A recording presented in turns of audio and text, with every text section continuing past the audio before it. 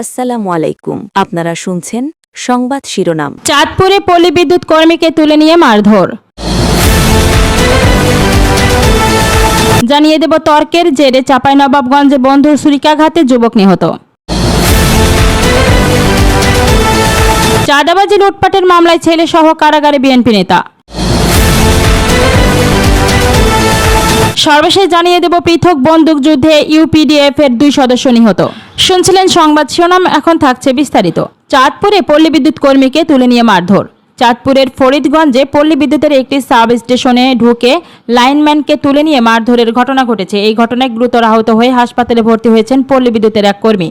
তাকে মারধর, নগদ 23,500 টাকা ছিনতাই এবং মোবাইল ফোন ভাঙচুরের অভিযোগে চাঁদপুর পল্লী বিদ্যুৎ সমিতি 2 থানায় একটি মামলা দায়ের করেছে। ফরিদগঞ্জে থানার ভারপ্রাপ্ত কর্মকর্তা ওসি মোহাম্মদ হেলাল উদ্দিন বুধবার দুপুরে মামলার বিষয়টি নিশ্চিত করেছেন।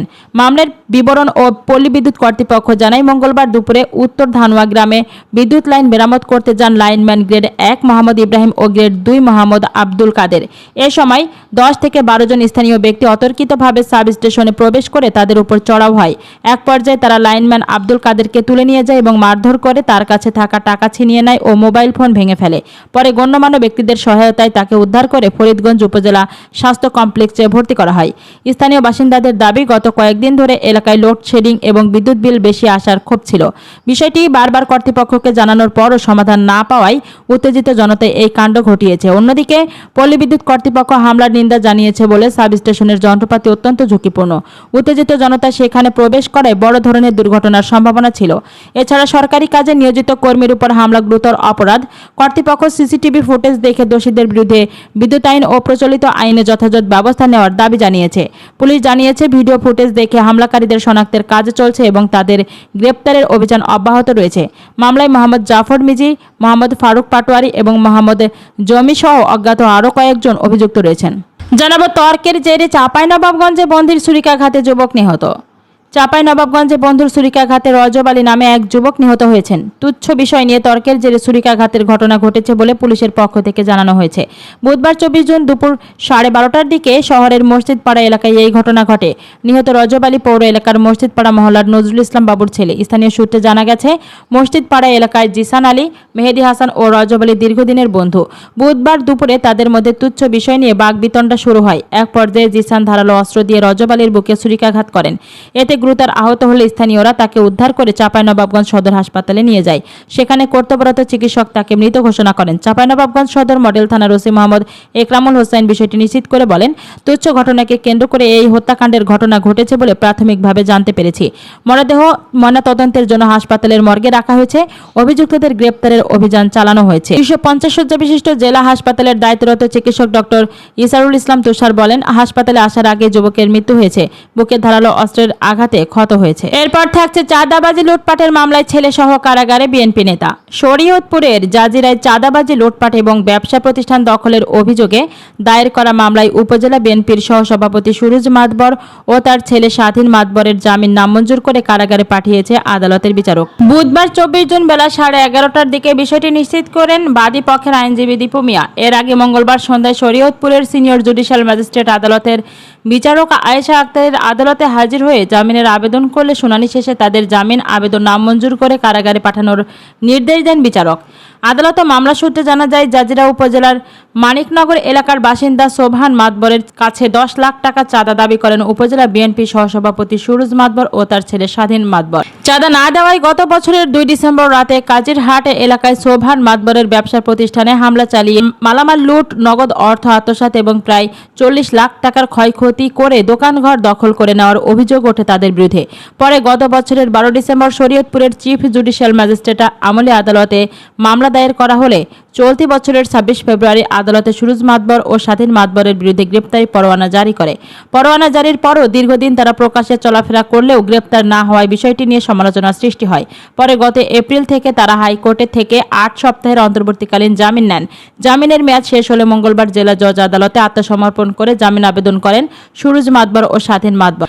আদালত তাদের আবেদন নামঞ্জুর করে কারাগারে পাঠানোর নির্দেশ দিয়েছেন। মামলার বাদী সোবহান মাতবর বলেন, আমার কাছে চাঁদা দাবি করেছিল বিএনপি নেতা সুরজ মাতবর ও তার ছেলে। আমি চাঁদা দিতে অস্বীকৃতি জানালে আমার ব্যবসার প্রতিষ্ঠানে ভাঙচুর লুটপাট চালিয়ে তারা দখলে নেয়। আমি ন্যায্য বিচারের দাবিতে আদালতের দ্বারস্থ হয়েছি। আমি মহামান্য আদালতের কাছে আশা রাখি যাতে আমি ন্যায় বিচার পাই। উপজেলা বিএনপির সভাপতি বজলুর রশিদ শিকদার বলেন, কেউ যদি কোনো রকম অনৈতিক কাজে জড়িত হয়ে থাকেন তাহলে তদন্তপূর্বক সাংগঠনিক ব্যবস্থা নেওয়া হবে। উপজেলা বিএনপির সাধারণ সম্পাদক টিটো আখন্দ বলেন, এই বিষয়টি আমরা জানার পর জেলা পর্যায়ের নেতাদের জানিয়েছিলাম। অভিযুক্ত যেহেতু উপজেলা পর্যায়ের নেতা, আমরা উপজেলা পর্যায়ে রয়েছি, তাই জেলা পর্যায়ে জানানো হয়েছিল।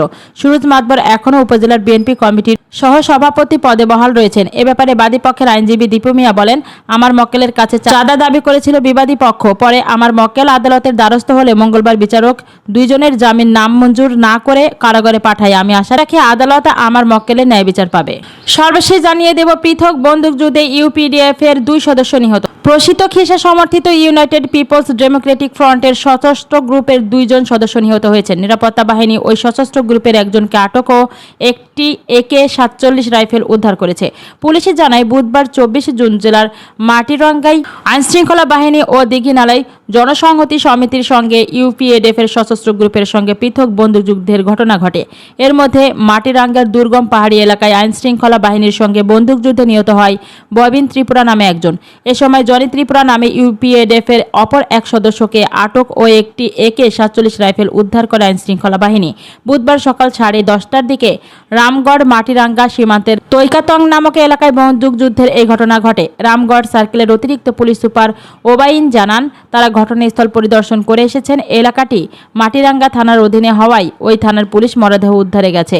এদিকে ইউপিএডিএফ এর প্রসিত গ্রুপের মুখপাত্র ও জেলা সংগঠন অঙ্গা মার্মা সংবাদ মাধ্যমে পাঠানো এক বিজ্ঞপ্তিতে নিহত ববিন ত্রিপুরাকে তাদের সংগঠনের সদস্য বলে স্বীকার করেছে।